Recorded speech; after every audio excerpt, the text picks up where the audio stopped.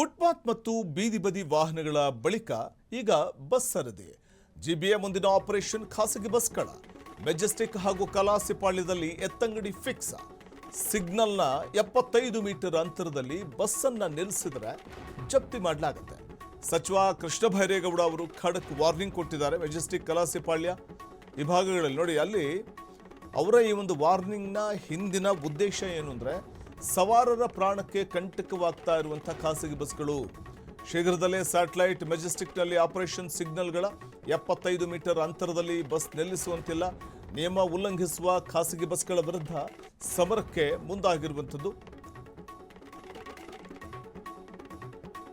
ಆ ಮೂಲಕ ಕೃಷ್ಣ ಬೈರೇಗೌಡರು ಕಟ್ಟುನಿಟ್ಟಿನ ಕ್ರಮ ತೆಗೆದುಕೊಳ್ತಾ ಇದ್ದಾರೆ. ಫುಟ್ಪಾತ್ ಮತ್ತು ಬೀದಿ ಬದಿ ವಾಹನಗಳ ಬಳಿಕ ಇದೀಗ ಜಿಬಿಎ ಮುಂದಿನ ಆಪರೇಷನ್ ಖಾಸಗಿ ಬಸ್ಗಳ ಮೆಜೆಸ್ಟಿಕ್ ಮತ್ತು ಕಲಾಸಿಪಾಳ್ಯದಲ್ಲಿ ಎತ್ತಂಗಡಿ ಫಿಕ್ಸು ಮತ್ತು ಸಿಗ್ನಲ್ನ 75 ಮೀಟರ್ ಅಂತರದಲ್ಲಿ ಬಸ್ ನಿಲ್ಲಿಸಿದರೆ ಜಪ್ತಿ ಆಗುವುದಂತೂ ಗ್ಯಾರಂಟಿ.